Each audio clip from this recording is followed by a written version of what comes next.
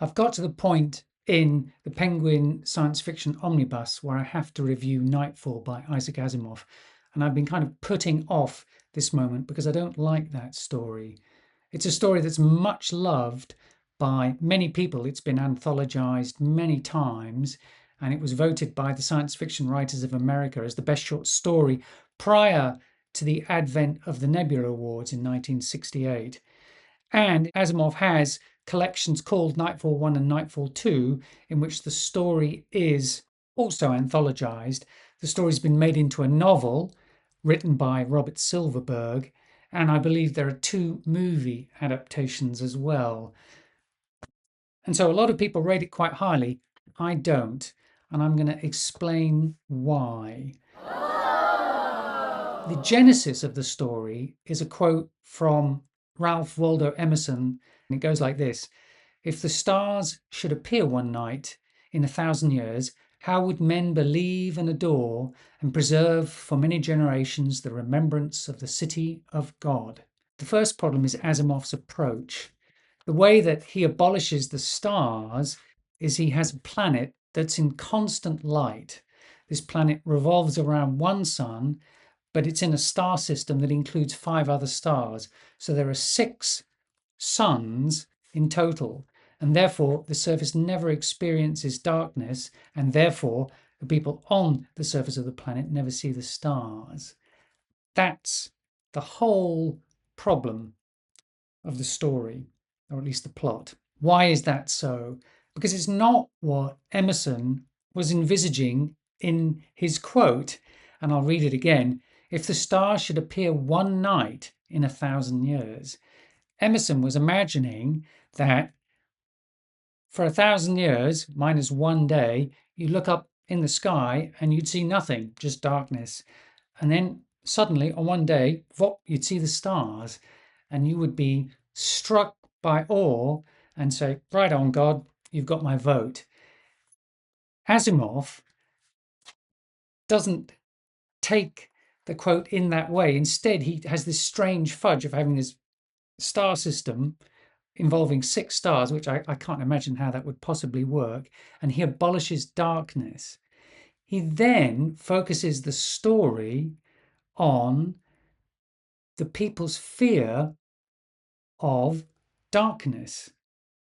And in fact, the whole story becomes focused on darkness and its absence on the surface and its imminent arrival because of a peculiar arrangement of the suns, such that only one is in the sky, and this one sun is obscured by a moon, which the people on the planet had not been aware of until very shortly prior to this eclipse.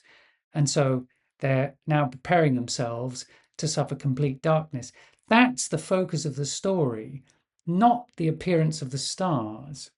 And that, for me, I think, has always been the problem. I'd never really thought about it clearly when I read it the first time when I was a boy, but I've always been disturbed by the fact that the story just didn't hit home for me and didn't make sense. And that's the reason why. It further complicated this idea of the absence of darkness and people fearing it is the fact that we're quite familiar with darkness. Even on a planet where you would experience light all the time, of course you'd experience darkness too. You only have to go to sleep to experience darkness. You're in a room with curtains, you close your eyes, you're going to experience darkness. It's very easy to experience darkness. So you'd then have to say, do these people on this planet not sleep? Not sleeping is impossible.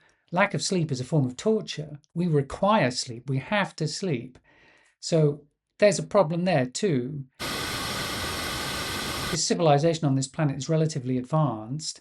They have metals, they build buildings, I believe they have cars, and they have telescopes. So they're quite a sophisticated technology. Actually, the technology is kind of 1940s style. So Asimov was just writing in his own period. And therefore, they must have mines underground. They also have electricity in the story. And if you have a mine underground, what's the simplest way to light it? With electric light. And so, why they wouldn't be familiar with darkness or have electric light is another mystery that doesn't make sense. The appearance of stars is a secondary issue, and one that really doesn't contribute much to the denouement at the end, which you can guess already is not going to be a happy one. But the main point of the collapse of society revolves around darkness, not the appearance of stars, and therefore essentially ignores or puts aside Emerson's quote. Another problem with the story is just Asimov's clunky writing. He really can't write character. There are three types of people in the story. There's the astronomer scientist who's logical and clear-minded. There's the news hound, news reporter who wants a sensational story.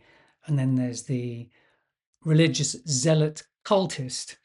And those three types are true to form. There's nothing unusual or that you wouldn't expect from a typical pulp story from the 1940s. And so there's really no way to engage with the characters or feel any empathy for them during this calamitous series of events. As well as the characters being clunky, the plot's also clunky, in as much as Asimov has to invoke these cultists, and these cultists have somehow preserved the memory of stars from an earlier period, because darkness comes every 2,000 years because of this arrangement of stars and this moon. And so every 2,000 years there's a collapse of civilization, but somehow he must transfer the knowledge of stars. Asimov must do this in his plot so that he can foreshadow their appearance and the kind of reaction that they might induce. And that's a fudge. So in conclusion, I'd say that Asimov misses the point of the quote and misses the whole point, I think, of what the story could have been. And he really wasn't the right writer for the story either.